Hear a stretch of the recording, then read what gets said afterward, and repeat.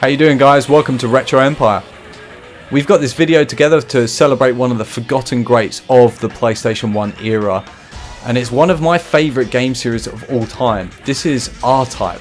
So this particular game is R-Type Delta. This is one of the few modernizations of the retro series from the old Amiga and Nintendo platforms. And it's R-Type's definitely one of those essential games that you'll find on all of those console platforms, because it just had to be re-released again and again, whether it's Sega, Nintendo, Amiga, arcade, all those different platforms.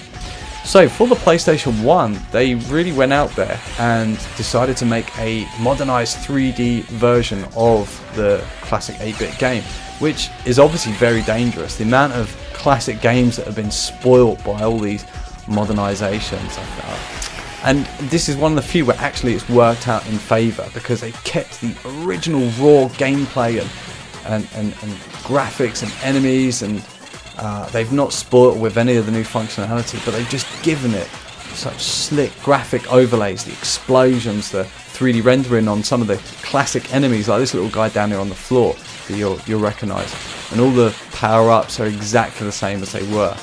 And for those of you familiar with any of the R-Type games, it is just as hard. Hence, even on this walkthrough, the first level, I can't even do it without dying. Rubbish at multitasking. So, R-Type Delta is definitely just as difficult as the original R-Type games. It's some of the hardest video games I've ever known, and I guess actually it's kind of well known that a lot of 8-bit retro games like that are very, very hard. And if you compare it to a lot of modern video games, they're a little bit too easy. So that's, I think, why I've kind of got back to some of these forgotten greats. And R-Type Delta is no different. It's there's a lot to do. There's a lot going on the screen. There's a lot of explosions. There's a lot of guys to dodge. There's a lot of objects that you don't really see in the game. And the environments are brilliant. This side-scrolling map here on Earth, it's getting invaded by these robots. It's brilliant. It's very dynamic. There's lots of bits that you can destroy.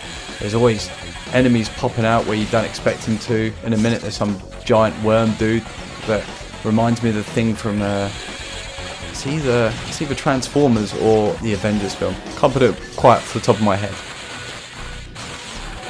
So anyway, this run through, I'm just going to take you through the first level. I'm not going to take you any further. There's lots of classic baddies in this, lots of the recognisable spaceships, and but lots of new bad guys as well, to really give it a little fresh lick of paint, as well as all this I was about to say stunning 3D graphics. Obviously, in hindsight, they're not quite up to the standard that we get these days now, but however, in comparison to the old 8-bit games, this is absolutely brilliant. And I think that's why I like this so much.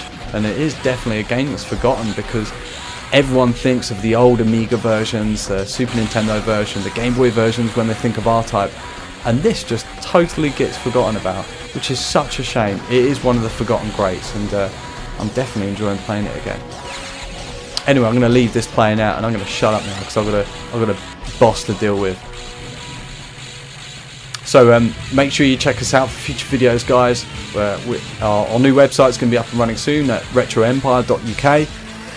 And of course, like, comment, subscribe, and follow us on social media for more cool stuff in the future. Thanks for watching.